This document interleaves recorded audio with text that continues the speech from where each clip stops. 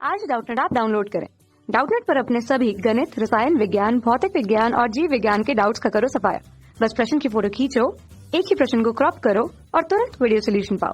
अभी डाउनलोड करें। देखिए, प्रश्न दिया है कि 0.02 किलोग्राम जल के तुल्यांक वाले कैलोरी मापी में 15 डिग्री सेल्सियस पर भरे 1.1 किलोग्राम जल में 100 डिग्री सेल्सियस ताप की भाप तब तक प्रवाहित की जाती है। बताया जा रहा है कि जब तक कि जल का तापमान जो उपस्थित है 15 डिग्री पर वो बढ़ करके 80 डिग्री नहीं हो जाता।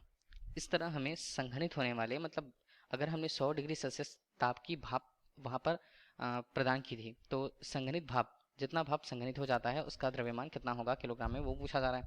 जबकि हमें दिया हुआ है कि जल की विशिष्ट ऊष्मा धारिता 1 किलो कैलोरी प्रति किलोग्राम प्रति डिग्री सेल्सियस के रूप में और 100 डिग्री सेल्सियस पर मापी गई गुप्त ऊष्मा का मान 540 किलो कैलोरी प्रति किलोग्राम दिया हुआ है।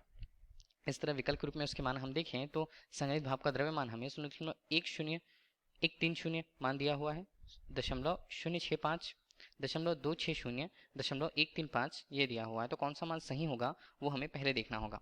इसके लिए हम क्या करते हैं, सामान्य से कैलोरी मापी की संरचना हम देख लिए कि कैलोरी मापी हमारे पास है। ठीक है, अब हमारे पास है ये कैलोरी मापी। अब कैलोरी मापी पे दिया क्या है कि वो उसका कैलोरी मापी का जो जल तुल्यांक का मान है उसे एमसी के रूप में प्रस्तुत करते हैं। हम मान कितना दिया हुआ है 0.02, ये किसमें है, किलोग्राम पर है। इसके अलावा हमें दिया हुआ है 15 डिग्री सेल्सियस पर भरे। तो सामान्य रूप से अगर पहली स्थिति की बात कर रहे हैं हम तो हम यहाँ पर लेते हैं टी नॉट के रूप में हम उसे लेते हैं। वो कितना है, वो हमारे पास है 15 डिग्री सेल्सियस पर। ठीक है, भरे 1.1 किलोग्राम जल मतलब कैलोरी मापी के अंदर जो जल भरा हुआ है इसे हमने जल के रूप में प्रस्तुत कर रखा तो उसके लिए उसका द्रव्यमान दिया है एम के रूप में। कितना, 1.1, ये किस में होगा, किलोग्राम पर होगा। ठीक है, इतना दिया हुआ। अब हमें बोला जा रहा है कि भाप एक यहाँ से प्रवाहित की जाती है। ठीक है, तो भाप इस तरह से अगर हम ये मान के चलें कि एक पाइप लाइन होगा जहाँ से भाप यहाँ पर प्रदान की जाती है इस कैलोरी मापी के अंदर। तो यहाँ पर अगर हमने कहा कि भाप है तो भाप है तो उसका तापमान होगा। तापमान हमने कितना लिया, यहाँ पर बोला गया है तो इसे हमने T3 के रूप में लिया हुआ है। कितना है, 100 डिग्री सेल्सियस। अब बोला जा रहा है कि तब तक प्रवाहित की जाती है जब तक कि जल का तापमान बढ़ करके, अगर हाँ कैलोरी मापी के अंदर हम ऊष्मा के रूप में मतलब भाप अगर वहाँ पे प्रदान कर रहे हैं, तापमान 100 डिग्री है तो हाँ उसका तापमान बढ़ेगा जल का। वो कितना हो जाएगा, तो वो हम लेते हैं T2 के रूप में। वो कितना बताया गया है, 80 डिग्री सेल्सियस के रूप में। ठीक है, तो हमें इस तरह संघनित भाप का द्रव्यमान कितना होगा। देखिए, भाप तो यहाँ से वाष्प के रूप में दिया गया, अब वो संघनित होगी क्योंकि तापमान अंदर कम है जल का, तो अपनी ऊष्मा वो प्रदान करेगा और वो संघनित होगा। तो संघनित भाप का द्रव्यमान हमें निकालना है। जबकि जल के लिए उसकी विशिष्ट ऊष्मा धारिता का मान मतलब C के रूप में हमें दिया हुआ है। इसका मान अगर हम C से उसे प्रस्तुत करते हैं तो ये दिया है एक, किसमें है, किलो, किसमें, किलो कैलोरी प्रति किलोग्राम डिग्री सेल्सियस पर इसका मान है, किलोग्राम डिग्री सेल्सियस पर। ठीक है, तो ये हमें दिया हुआ है। तो हमें 100 डिग्री पर मापी गई गुप्त ऊष्मा का मान मतलब L के रूप में अगर हमने कहा कि 100 इसे कह दिया। ठीक है, तो ये हमें दिया हुआ है 540, किसमें है, किलो कैलोरी। इसे हम लिख लेते हैं किलो, ये बनेगा कैलोरी प्रति किलोग्राम पर। ठीक है, इतना हमें दिया हुआ है। तो हमें संघनित भाप का द्रव्यमान ज्ञात करना होगा। हमें समझना होगा पहली स्थिति पे हुआ क्या था। देखिए, अगर हम ये मान के चलें कि माना उस संघनित भाप का जो द्रव्यमान हमने माना कि संघनित भाप का जो द्रव्य वो हम लेके चलते हैं वो x है।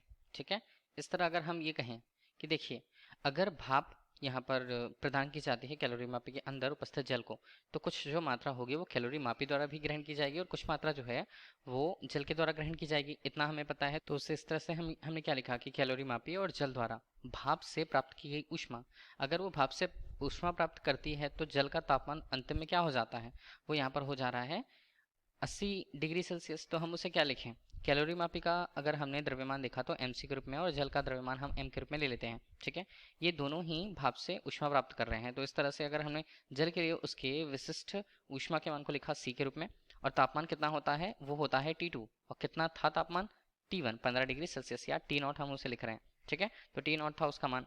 अब यही ऊष्मा क्या होती है, अब इतनी ही ऊष्मा जो प्राप्त की जाती है भाप के द्वारा, तो भाप ने जितनी ऊष्मा वहां पर प्रदान की है इन्हें तो उसे ही हम लिखेंगे। तो इसे हम क्या लिखेंगे, इस तरह उसे हम लिख रहे हैं कि x किलोग्राम संघनित भाप के द्वारा कितनी ऊष्मा प्रदान की जाती है। तो देखिए, अगर भाप आ रही थी तो भाप ने ऊष्मा अगर प्रदान करी है मतलब ऊष्मा उसने उत्सर्जित करी है, नियत मात्रा के हिसाब से अगर हम उसे लिखें तो वो कितना होगा, x तो उसकी मात्रा है, l क्या होता है, गुप्त ऊष्मा के मान को बता रहा है कि जितनी अवस्था परिवर्तन में उपयोग हुआ है, ठीक है, गुप्त ऊष्मा के रूप में। और इसके अलावा मात्रा संघनित हो चुकी है, तो संघनित होने वाली मात्रा भी कितनी है, वो भी x किलोग्राम ही होगा। तो x किलोग्राम c के रूप में हमने उसे जल के रूप में देखा, जल के रूप में अगर वो परिवर्तित हुई है तो हमने उसके लिए जल की विशिष्ट ऊष्मा उपयोग करी है। और वो कितना बदलता है, वो यहाँ पर बदल रहा है T3 से, मतलब 100 डिग्री सेल्सियस से वो कितना बदल रहा है, T2 मतलब 80 डिग्री सेल्सियस वो बदल रहा है। अब देखिए सभी के मान हम यहाँ पर कितना दिया है, MC का मान हमें कितना दिया हुआ यहाँ पर क्या है 0.02 और यहाँ पर इसका मान कितना 1.1 किलोग्राम। ये हुआ MC और C का मान। हाँ, तो C का मान हम यहाँ पर रखें तो वो कितना होगा, वो होता है 1000 कैलोरी से हमने क्या किया हुआ उसे, C का मान अगर हमें किलो कैलोरी दिया था तो हमने उसे परिवर्तित कर दिया है किसमें, 1000। ये 1000 बनता है कैलोरी प्रति किलोग्राम प्रति डिग्री सेल्सियस के रूप में, तो 1000 हमने लिया। और T2 का मान हम देखते हैं वो कितना है, T2 का मान हमारे पास है 80 तक हुआ और था कितना, वो था 15, ठीक है, दोनों डिग्री सेल्सियस में। तो इस तरह हमें परिवर्तित नहीं करना पड़ा। तो हम x के मान को देखें तो x का मान हमारे पास किलोग्राम पर, और गुप्त ऊष्मा की l की बात आती है, वो कितना दिया हुआ है 540 किलो कैलोरी प्रति किलोग्राम पर दिया हुआ। किलो कैलोरी है मतलब हमने लिया है इसे 540 और 1000 का और गुणा किया तो 540 1000 के रूप में आ रहा है मान, ठीक है। और इस तरह से x के मान को फिर लें तो x का मान और c का मान हमें कितना दिया हुआ, वो 1000 किलो कैलोरी पे था तो हमने कैलोरी पे ले लिया उसके मान को, और c का मान हमने ले लिया इस तरह से।